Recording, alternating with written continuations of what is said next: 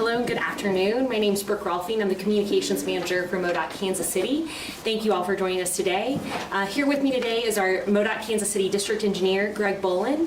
He's going to share a little bit more about some immediate and upcoming impacts to two bridges here in the Kansas City Metro.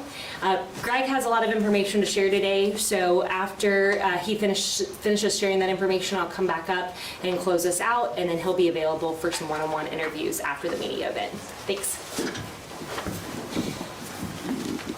Thank you, Brooke. As she said, my name is Greg Bolin. I'm the district engineer here in Kansas City. And I want to talk to you about two things today. The first impact is going to be the northbound 169 bridge just north of the downtown airport between there and Route 9. We actually closed that bridge this morning about 10 a.m. We found a joint that had an issue during a routine inspection, and we decided to go ahead and close the bridge for cautionary purposes until further evaluations could be made. So that bridge is going to remain closed. This bridge is nearing the end of its life cycle, and it is projected to be replaced after the World Cup, probably about July or August of 2026. During the time that the evaluation is taking place to see the total extent, we have some traffic impacts. Access to the downtown airport will be maintained on northbound 69 highway on an access lane across the Buck O'Neill Bridge at 5th and Broadway. So you can still get to the downtown airport. The airport traffic traveling north on 169 will be required to exit at Harlem. You will not be able to go any farther than the exit at Harlem.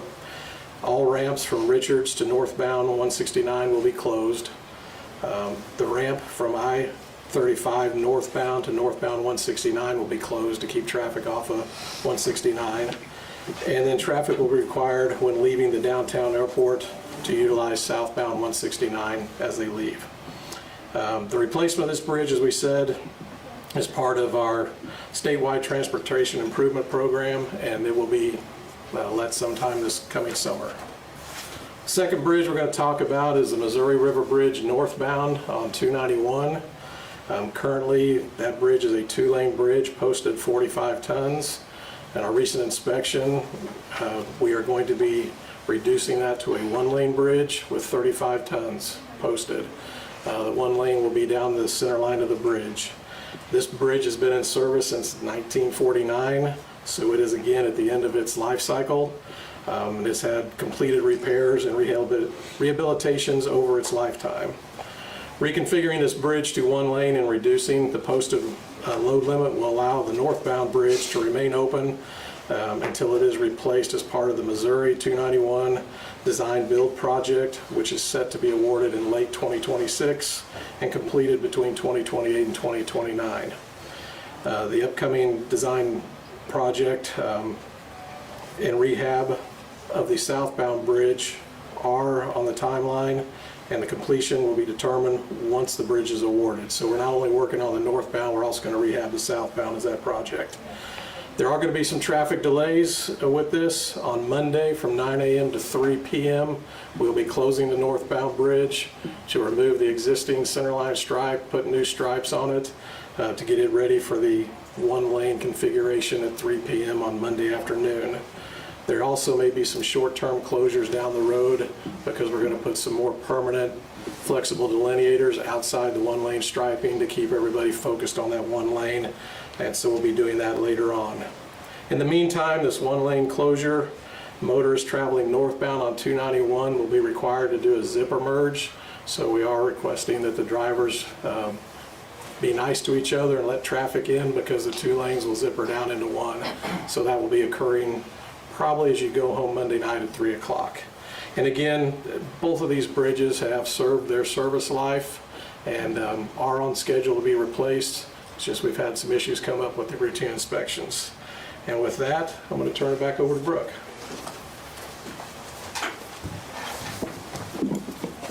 So information about both the full closure and northbound US 169 on the Viaduct Bridge and the upcoming work or upcoming impacts to northbound Missouri 291 River Bridge are available on our MoDOT KC webpage. They're also available on our social media channels. And then also, we always encourage folks, if they want more information about MoDOT projects upcoming, ongoing, they can subscribe for updates on our MoDOT KC webpage as well. And that concludes our media event for today. Greg will be available afterward. Can we just do questions here for everybody? Or, I don't think anyone wants just a one-on-one. I think we're fine if he just does it for the group. Okay, awesome.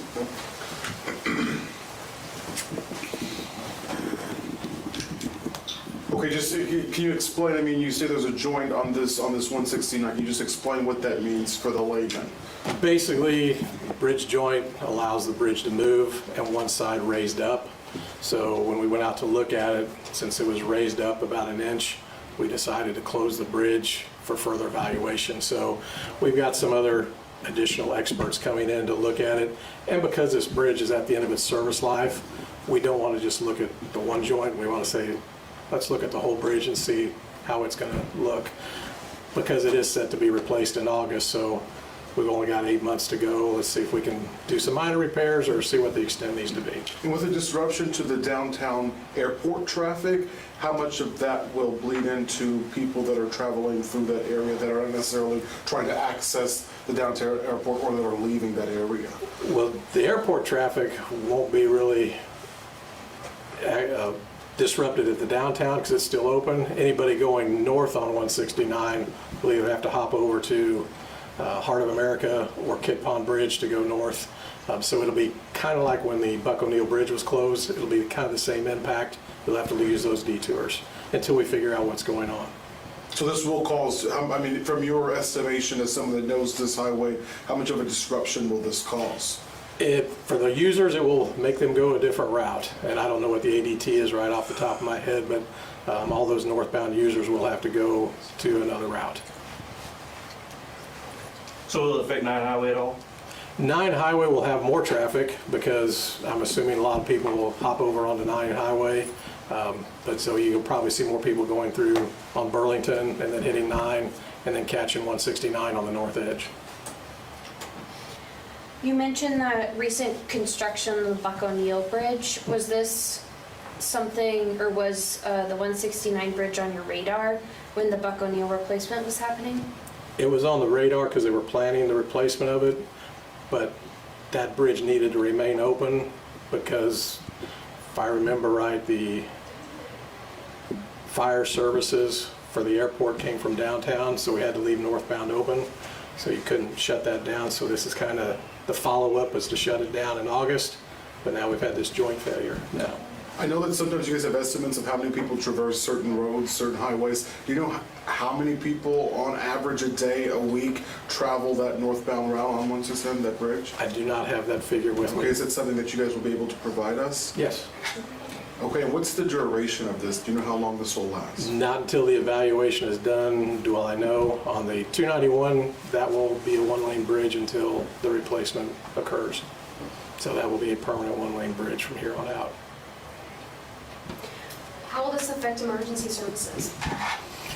Emergency services will be able to get to the airport. Anything else will have to go probably through North Kansas City and around.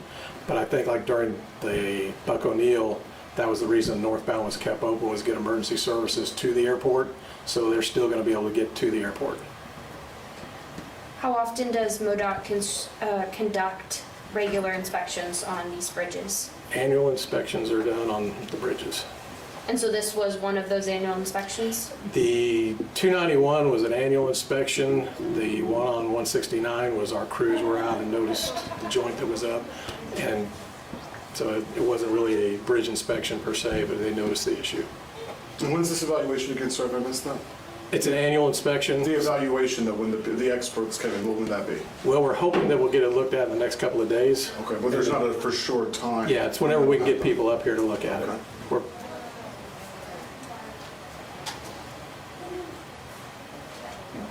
Okay. So we're good. Thank you so All right. much for your time. Appreciate it.